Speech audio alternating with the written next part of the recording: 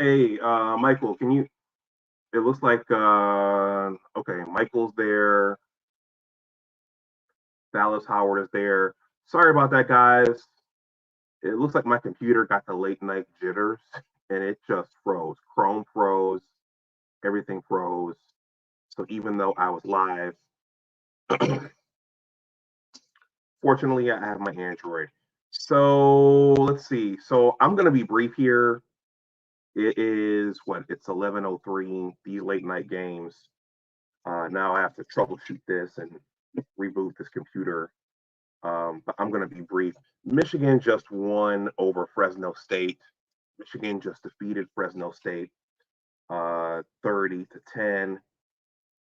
It wasn't. Can you guys hear me? Whoever is there now, I have zero viewers. Um, Whoever is there, please let me know if you can hear me. But Michigan just defeated Fresno State 30-10. It was the season opener. Next week, Michigan has Texas. Texas defeated Colorado State 52-zip. I watched that game, or at least most of it earlier. Thank you, Antoine. Yeah, my computer just completely, right when I hit go live. Go figure. Okay, so I'm not going to be long. Antoine, we were messaging all throughout the game, so let it rip. Let us know what you think. But I have a bunch of notes here. I'm not going to go over all these notes. I was going to enable the screen share so you guys could see it and we can look at some of the statistics, but I'll just be brief because I'm doing this on my smartphone. Michigan won 30-10. The game was closer than that score indicated. Please like, share, and subscribe. The score was closer than the game was closer than the score indicated. I think there was enough defense there to hang with Texas next week. I think the special teams, I think there's enough special teams to hang with Texas next week. We have a kicker. We have a good kicker. The last 3 to 4 years, we've been blessed. We've been blessed with Jake Moody and James Turner, but now we have this new guy, and he's pretty good. He hit 40 yarders and 50 yarders. So I think we're good there in terms of the special teams, as long as there are no punt snafus or no drop kicks at key junctures of the game. Samaj Morgan, I'm sorry, no dropped punts. But the question is, what do we have on offense? Okay, what? Okay, so I think most everybody thought that Orgy would be QB1 at the start of this game, but Orgy was not QB1 at the start of this game. It turned out to be Davis Warren. So Antoine, it looks like Sharon Moore and Kirk Campbell. They said let's go vertical. Let's do like Al Davis. Let's go with the vertical passing game. Just win, baby. Let's throw the ball down the field. And I think that's what they. Oh, hold on. My computer's back. It's done thinking. It looks like. Hold on. Oh, black screen. Hold on, guys. Hold on. Cancel that. Okay, something went wrong. Let me hold on.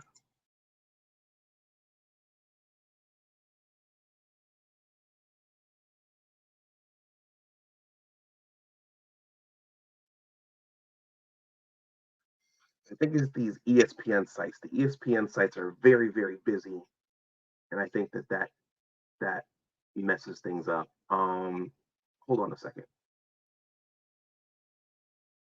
Entering studio.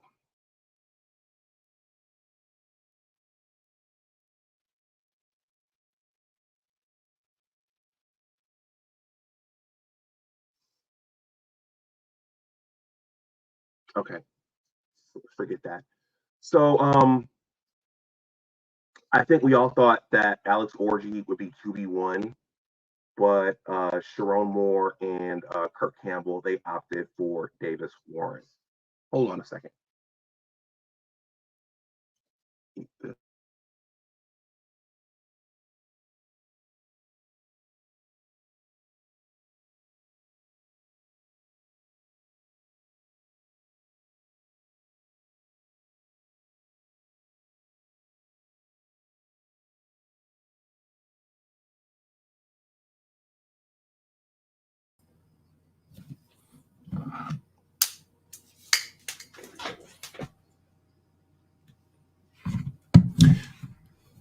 Can you guys hear me?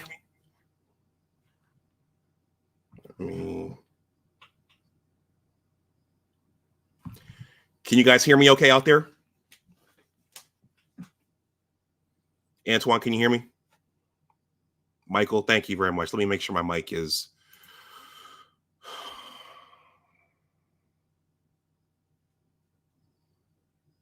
Okay.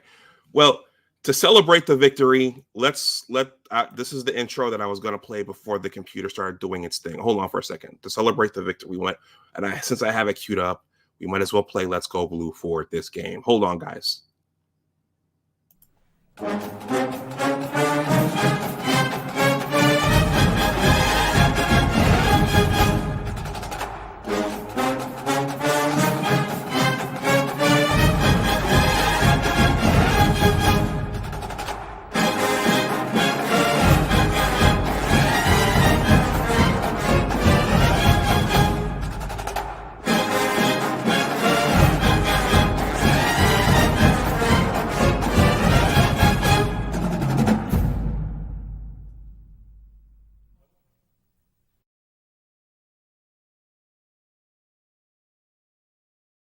All right.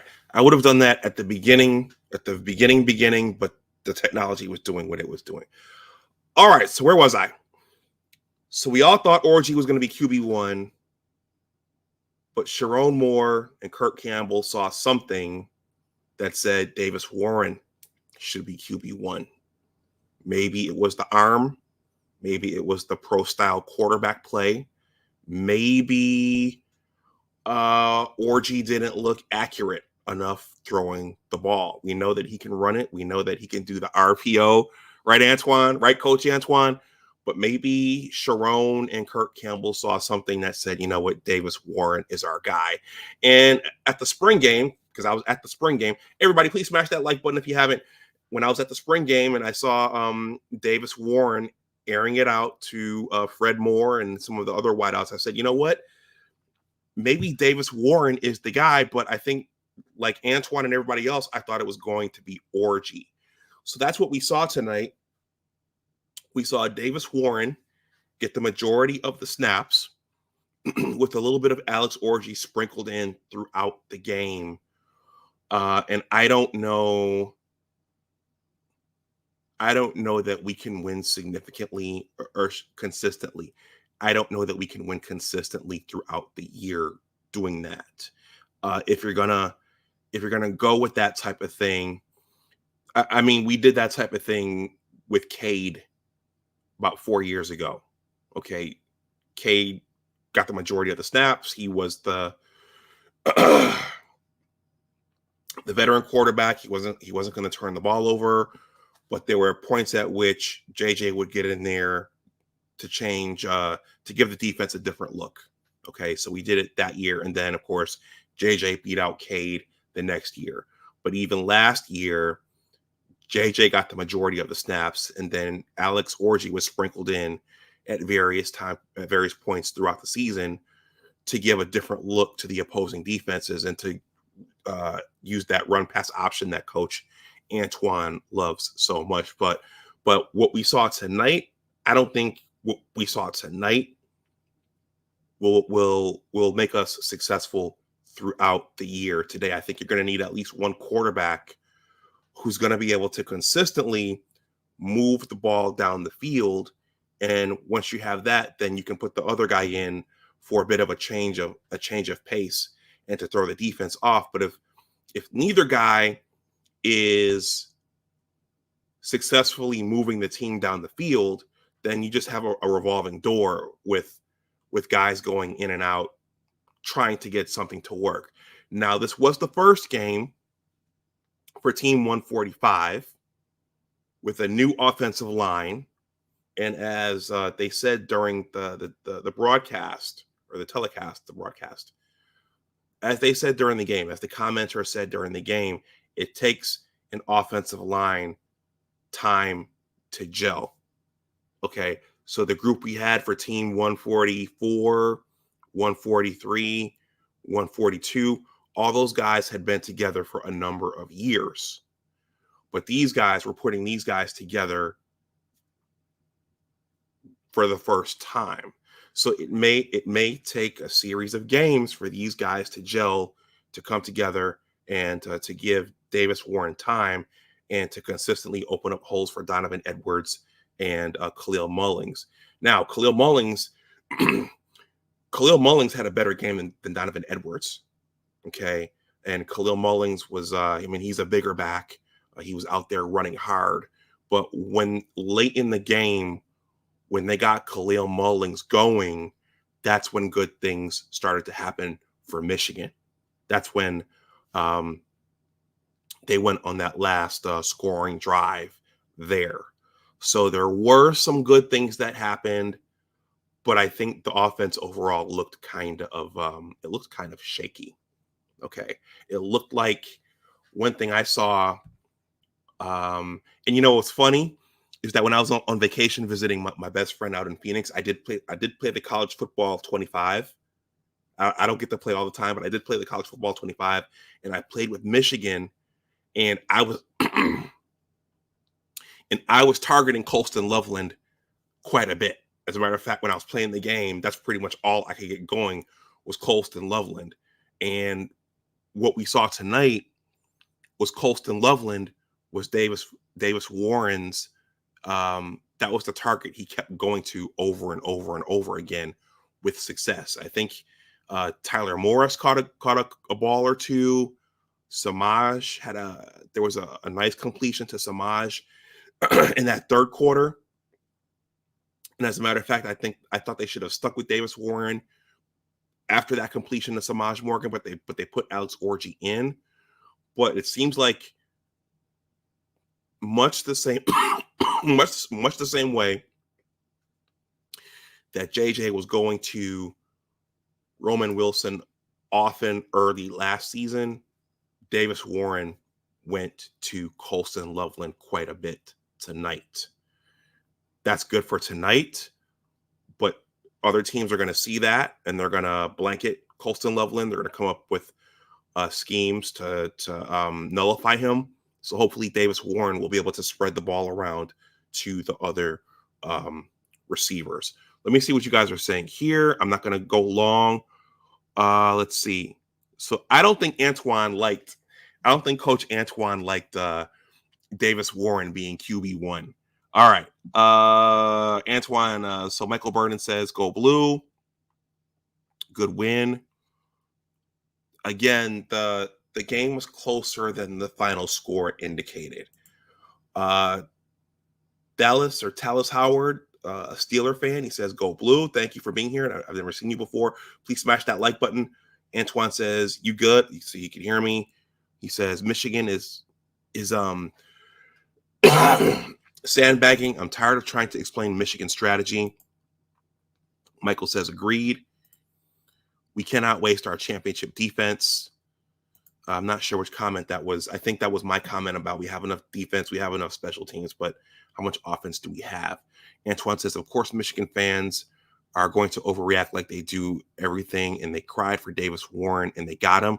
So now you got to deal with a different type of offense, which will make it hard. Antoine, if you want to elaborate on that, please do. An Alex Orji RPO offense would certainly be more physical. You would not need, you would not need to throw the ball down the field as much if the offensive line and Alex Orji are pounding the defense the way that we think they could. But it would just create a different offense than the one than one with Davis Warren at the helm. Please smash that like button if you haven't. Let's see. Michael Burden says yes. Yes, you can hear me. Okay. The crazy thing that Michigan fans don't even know, when Michigan runs vanilla running schemes, they basically just ran up the middle. Well, that was the other question tonight, was were they saving things for next week? Okay, did they hold back certain things? I was thinking that when I was watching the game. Antoine says, I really think that Michigan was sandbagging Orji, to, as crazy as that sounds. Well, what was funny was that Orji threw that first touchdown pass to Donovan Edwards. Donovan didn't really get much done afterwards. And then I think Orji's last pass, he threw it short to Tyler Morris. So he threw it into the turf, but he wasn't in there enough to be able to get into a rhythm. So I think that was unfortunate for Alex. Antoine says, so now the narrative will be Orji can't pass and Michigan doesn't trust him, and watch what Michigan does when they play Texas. Antoine, what's your prediction for next week in terms of what Michigan, in terms of Orji and Davis Warren? Do you have a prediction for next week? He says this is going to be the same thing they did when JJ first played. Remember, they also said JJ couldn't complete the pass down the field. Watch what happens. Okay, so Antoine is saying that Orji is being underestimated, and Orji has a few gears and skills that the coaching staff may be underestimating at this point. Okay, I'm going to take a quick look at the box score here. Okay.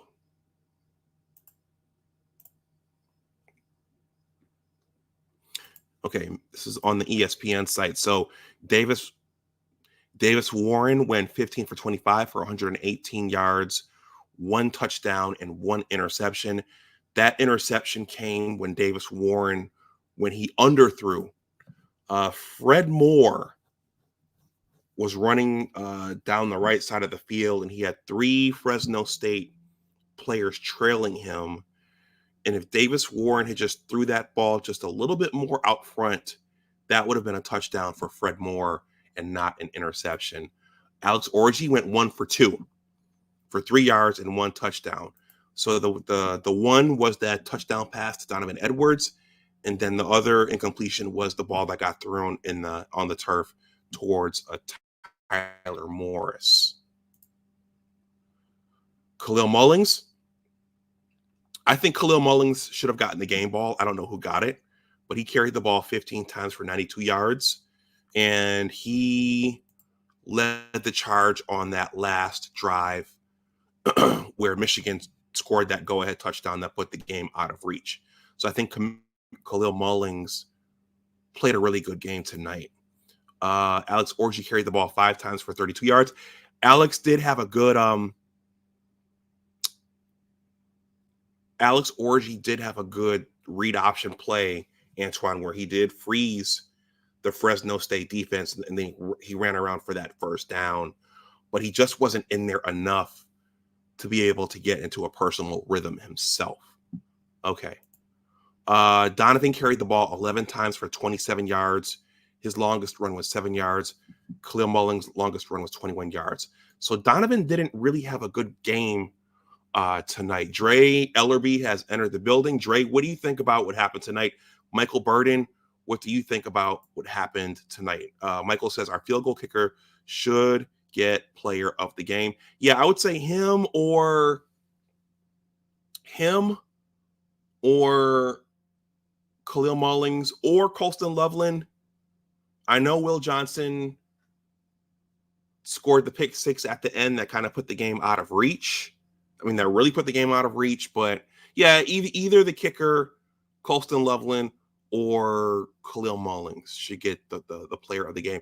And what was interesting is that Fresno State, it looked like they were picking on Will Johnson. They were intentionally throwing over to his side of the field. So they were trying to give Will Johnson that work. Okay, so those are the rushing totals.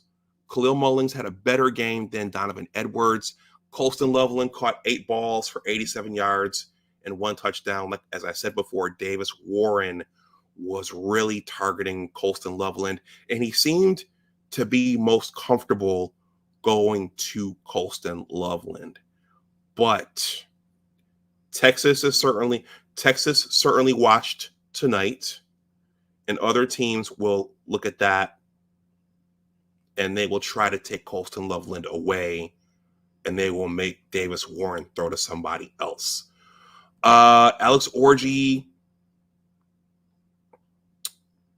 Antoine says Donovan plays soft. He should be the second running back once again.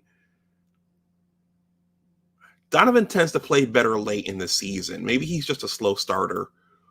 Antoine says he should be backing up Mullins.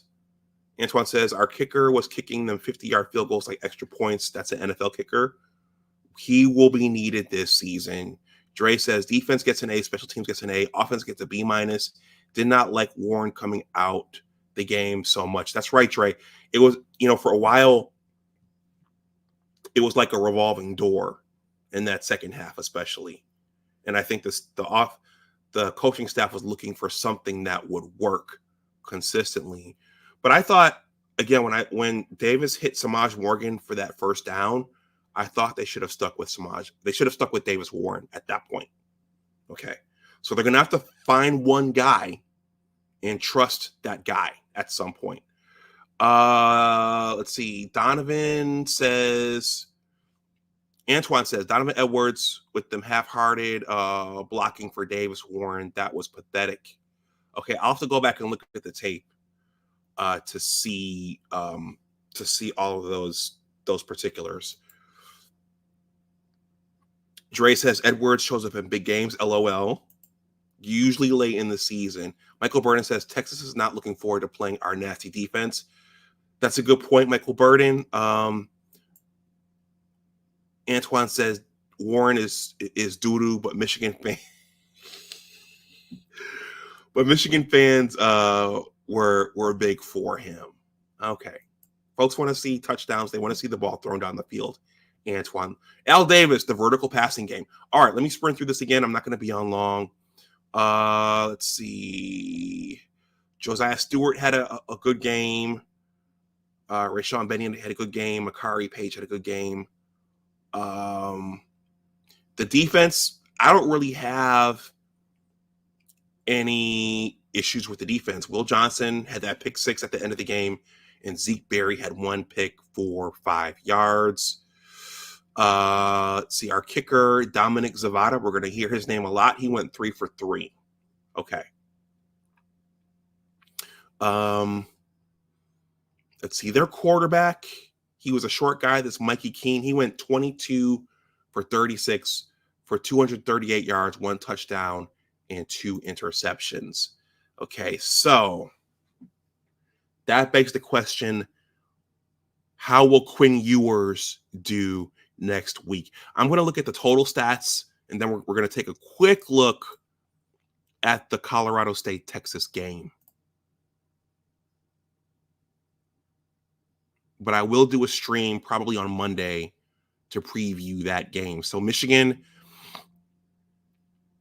had 18 first downs. They were 4 for 11 on third down. They didn't go for it on fourth down. Michigan generated, a paltry, for our team, that's paltry, 269 total yards. Okay, that's not going to cut it against Texas or one of the bigger boys. Michigan only generated 121 passing yards. Okay, that's not going to cut it against Texas next week. Michigan rushed for 148 rushing yards. So they just need, going forward, they just need to get some semblance of a passing game. And I think they'll be good if they do that. Penalties. Michigan had 5 penalties for 70 yards, and Michigan held the ball for 34 minutes compared to Fresno State's 26 minutes, but they didn't do a lot with it. Okay. So I think that's what Sharon Moore and Kurt Campbell, that's what they're really going to have to troubleshoot this week, is that passing game. Okay. It's the passing game. And also they're going to have to figure out how much each of the quarterbacks is going to play, because that revolving door thing against Texas, I don't think that's going to fly. You're going to need someone to get in there, guide the offense, and maybe sprinkle the other guy in. Ideally, Davis Warren will find some kind of a rhythm next week, I think. Ideally. All right, let's just take a quick look at Michigan's opponent for next week. Let's take because I watched that game. Did you guys watch? I know Coach Antoine, you were watching the Ohio State game. I was watching Texas versus Colorado. So this is next week's opponent, the number 4 team in the nation. So Texas defeated Colorado State today, 52-0. All right. Quinn Ewers. I'm going to skip down here. Today, Quinn Ewers went 20 for 27 for 260 yards, 3 touchdowns, and 1 interception. Texas's leading rusher was Jay Gibson with 10 carries for 67 yards. And their leading receiver was our Wingo, with 4 receptions for 70 yards. Now Texas also picked up Isaiah Bond from Alabama. So when Nick Saban retired, a bunch of players transferred. Isaiah Bond is now with Texas. Okay, I'm going to go to the box score.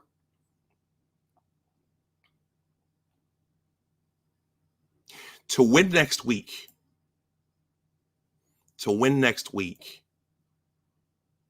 the Michigan defense is going to have to slow down the Texas offense. Quinn Ewers gets the ball out quickly, and he has 4 quality wide receivers.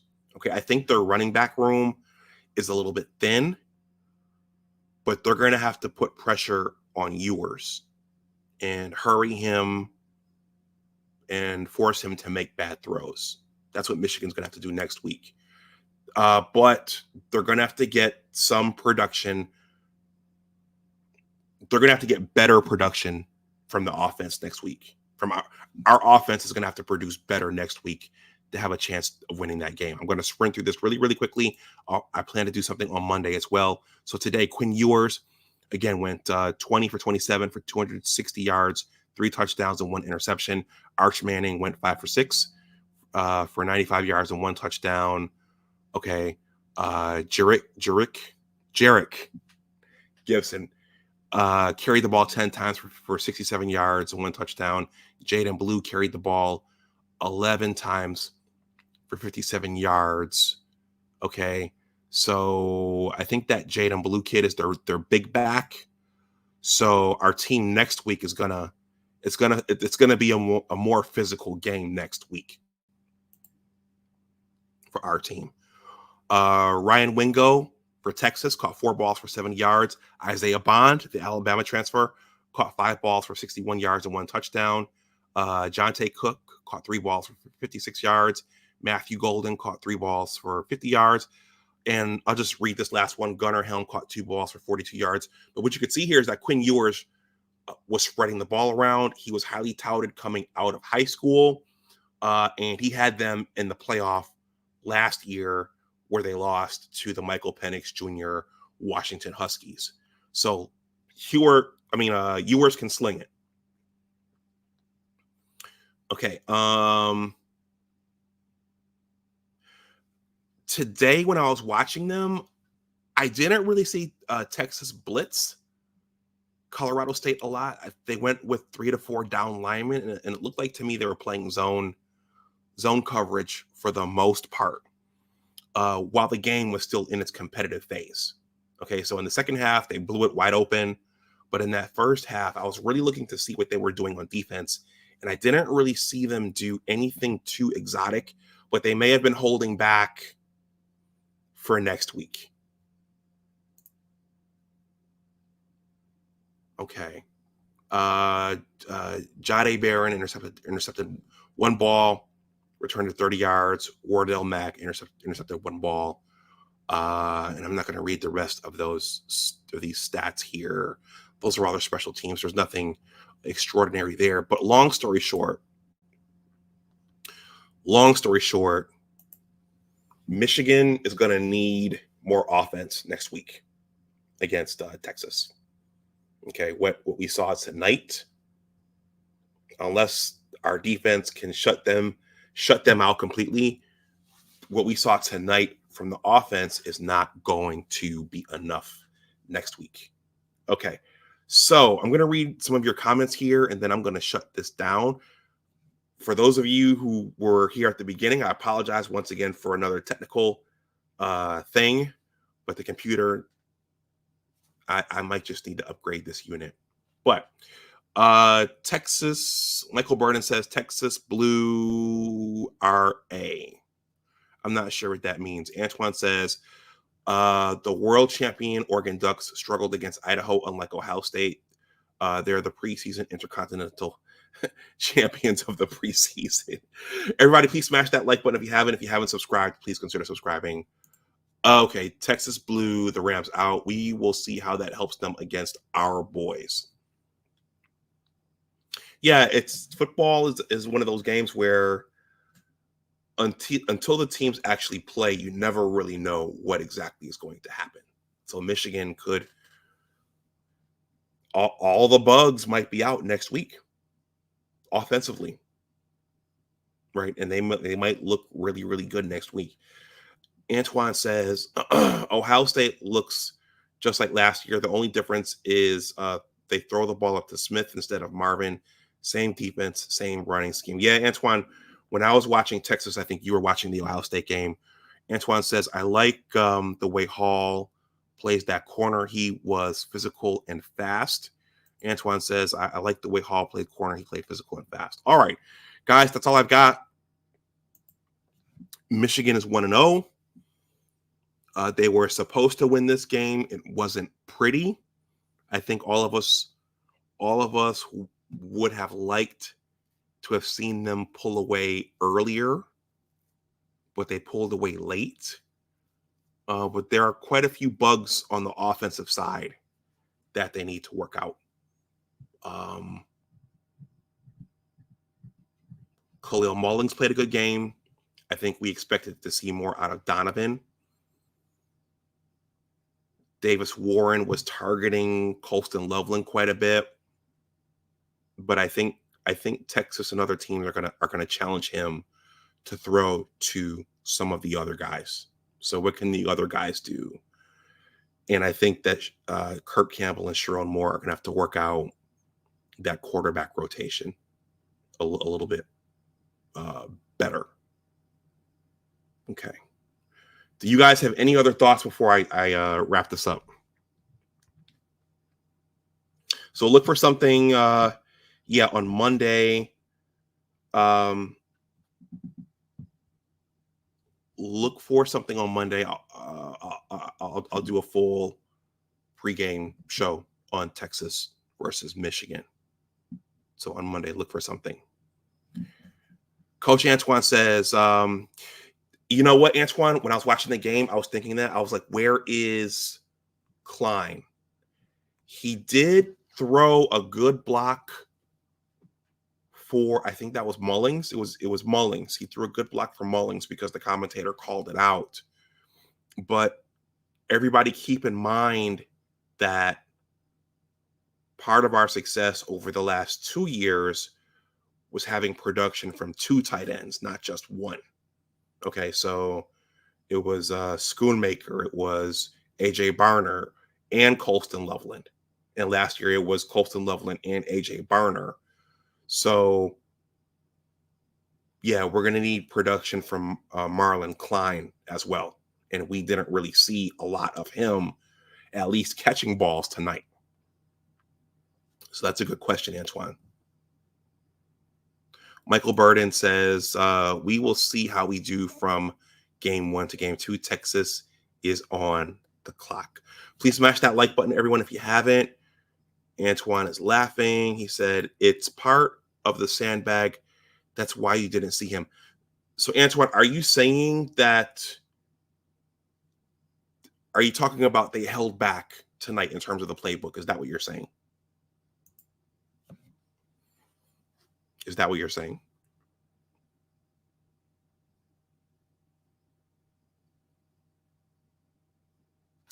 And Antoine says Michigan just ran halfback dive up the middle. Michael Burden says Klein is out, is our other guy saving for Texas.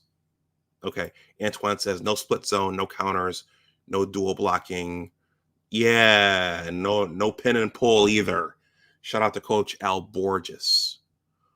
However, once again, a new group, they have to gel, and it takes time for an offensive line to gel. All right, everyone, I will see you again soon. Hopefully on Monday, there will be no computer glitches. If you're watching on the playback, let me know what you think in the comment section about tonight's game. Yeah, okay, Barry, let me see what you have to say. He says, obviously, there is a lot of room for improvement on offense, but they will be good by the end of the year. Okay.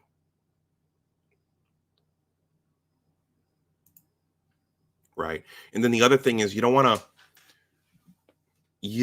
to, so complimentary football, when Will got his pick 6 at the end of the game, that phrase, I thought about that phrase, complimentary football. So you don't want to, I hope they're able to tinker with the offense and get it rolling. Okay. Because you don't want to leave your defense out there too long. Okay. We don't have the depth. As of now, we don't have the depth that we had last season. And the best defenses, if they're put out there too much, and if their offenses go cold, even the best defenses, aside from the 2000 Baltimore Ravens defense, most defenses will eventually wear down and give up points when they're going against equal talent and equal athletic ability. So, yeah, they need to, if they're going to be one of the 12 playoff teams, they're going to need to get the offense rolling. All right, everyone, have a good night, and I will talk to you again soon. Please like, share, and subscribe. Go blue. And as always, remember that your attitude determines your altitude. Always try to do your best. Take care, and I will talk to you the next time. Bye-bye.